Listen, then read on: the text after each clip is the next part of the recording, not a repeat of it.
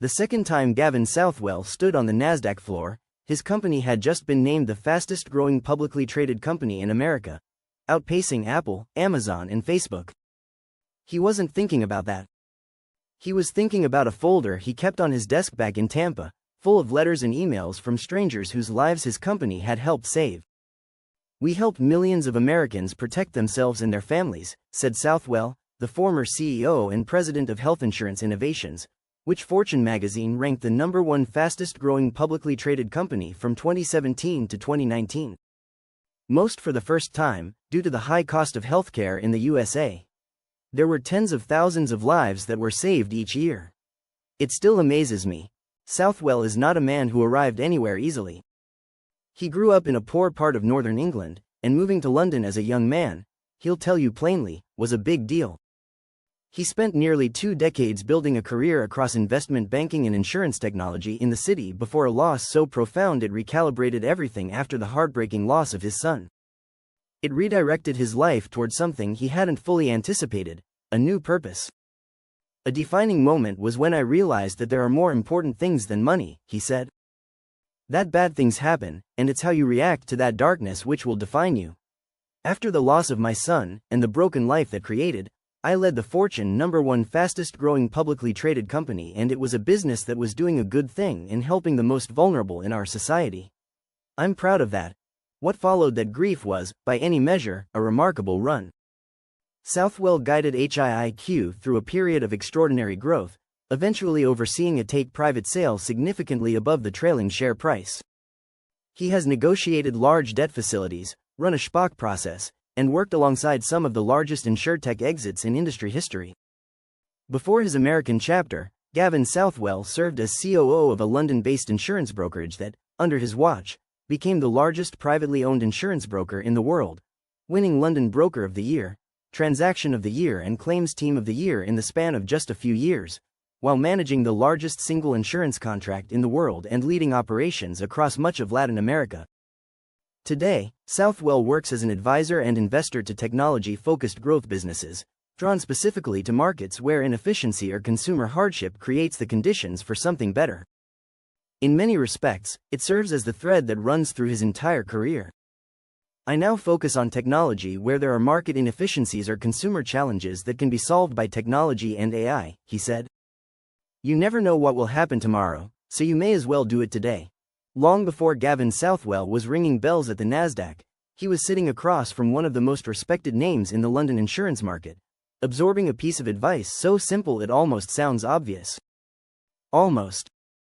Andrew Beasley built the second-largest Lloyd's syndicate in the world, made billions, and was by most accounts the kind of figure who didn't need to make time for anyone.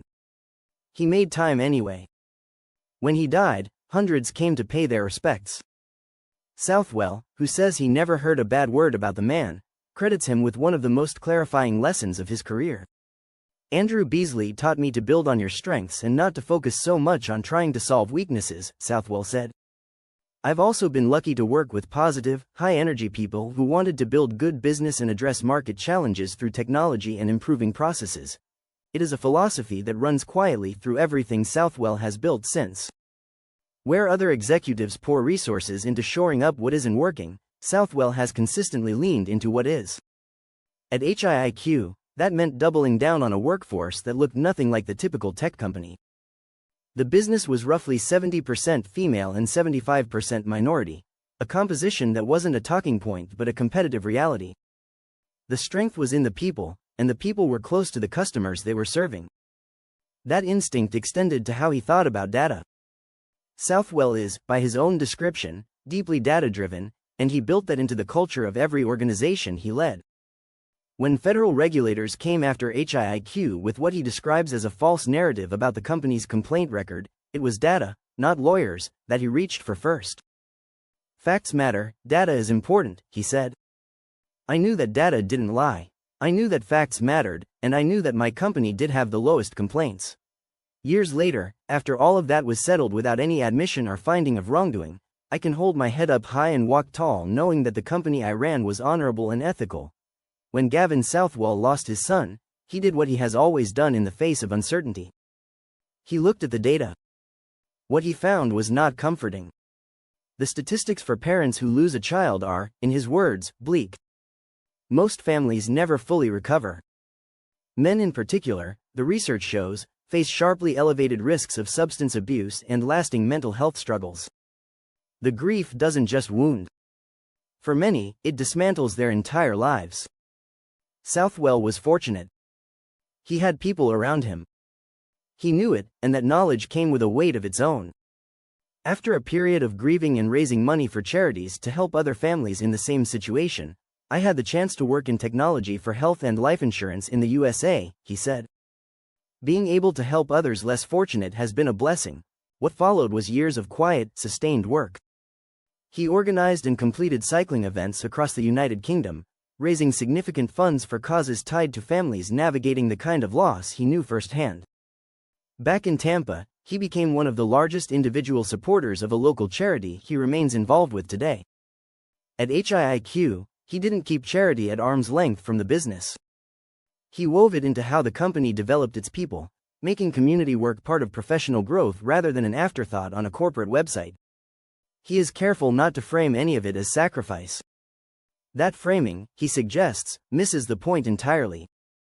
We have raised a lot of money for several charities over the years, and have given very significant amounts to charities we support, he said. Having been able to help others less fortunate has been a blessing. For Southwell, the through line between personal loss and professional mission is not complicated. The same instinct that pushed him to protect strangers through better access to health insurance pushed him to get on a bicycle and pedal across England in memory of his son.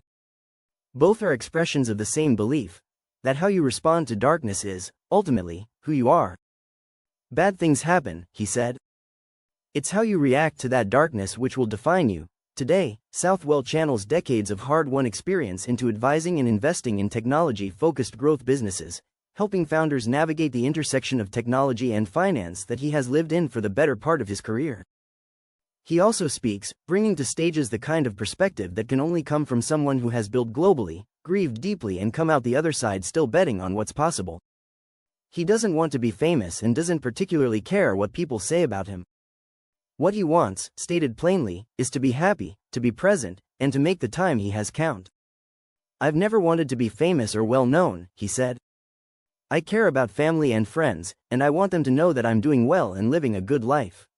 There is always more to do, things we would have changed or done differently. Make it count right now, do your best, and that to me is success.